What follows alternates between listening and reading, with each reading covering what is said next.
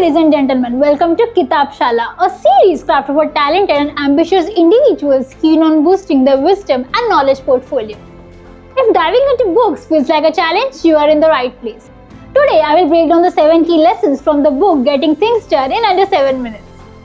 Getting Things Done by David Allen is like having a superhero mentor for your to-do list.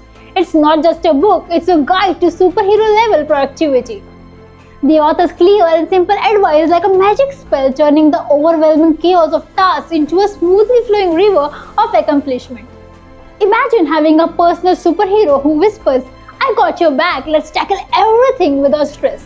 It's more than a manual, it's your secret weapon for organizing life chaos into a well-orchestrated symphony of tasks. The author becomes your productivity sidekick, making every task feel achievable and every goal within reach. In simpler terms, this book is like having a friend saying, "Let's conquer your to-do list and make productivity your superpower." Here are 7 amazing lessons from this book. Lesson number 1. Clear your mind. This book becomes a mind-changing clearing wizard, showing us that our thoughts are like all over the place. It's like trying to find a toy in a messy room.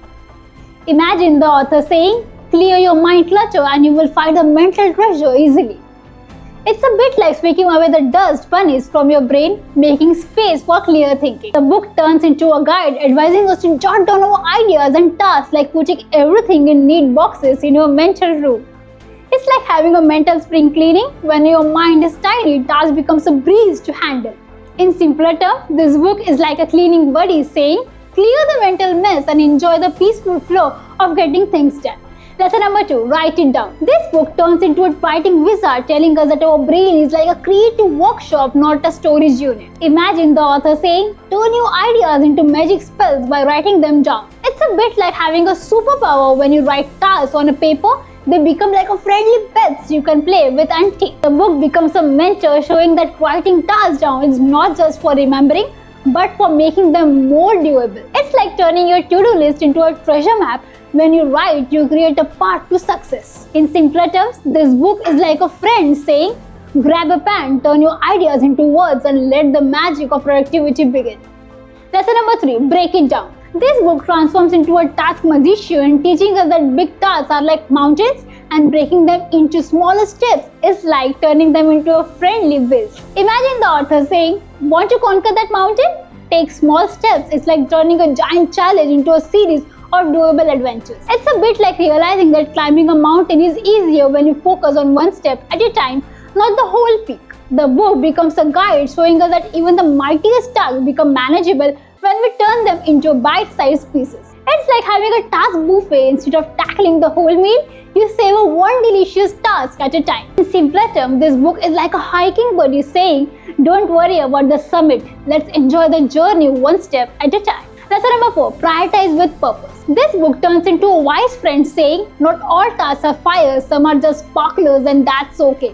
Imagine the author saying, "Pick tasks based on what really matters, not just what's yelling the loudest." It's a bit like realizing that handling important tasks first is like eating the veggies before the dessert. It's healthier and more satisfying. The book becomes a mentor, guiding us to prioritize tasks not just by urgency, but by their impact on our goals. It's like having a task compass. Instead of running towards a noisy task, you're moving towards what truly matters. In simpler terms, this book is like a goal-setting buddy saying, "Prioritize like a pro and watch your important goals take center stage." Lesson number 5. Create actionable lists. This book becomes a to-do list maestro, showing us that lists are like roadmaps, not wishful thinking. Imagine the author saying, "Your to-do list is a superhero sidekick, make it action-packed." It's a bit like realizing that listing tasks and actionable items is like giving your goals a clear, achievable path. The book becomes a guide advising us to break big goals into smaller tasks, like turning Save the World into bite-sized missions, such as buy superhero cape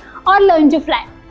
It's like having a task chef. Instead of serving a vague idea for dinner, you are preparing a feast of actionable tasks. In simpler terms, this book is like a task coach saying, "Turn your goals into doable tasks and watch your productivity soar."